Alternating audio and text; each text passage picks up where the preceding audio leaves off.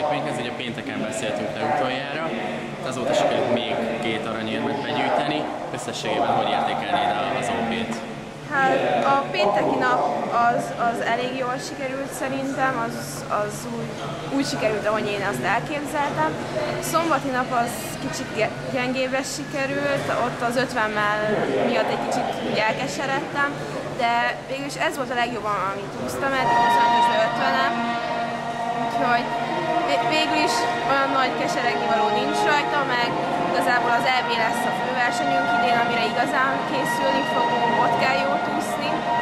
200 mellen ott igazából az volt a fő dolog, hogy jót ússzam, mert amit itt úsztam időt, azzal leszek az EB-n is nevezve, és tavaly is mindig a nullás pályára kerültem ki az idejeim miatt, és így most remélem, most egy kicsit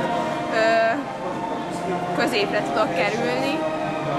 És hát a mai nap pedig nem volt főszámom, ugye állóképességre mentünk el egy kicsit a 400 gyorsat, délután sikerülhetett volna jobban, de igazából nem olyan nagy dolog. Itt Várszalától az EB-n ott milyen célok lesznek? Ugye viszonylag kevés időtök van, 2-2,5 hét. Remélem ott legalább középdöntőbe sikerül jutni, természetesen a legjobb időket meg szeretném úszni, aztán majd meglátjuk ott mi lesz.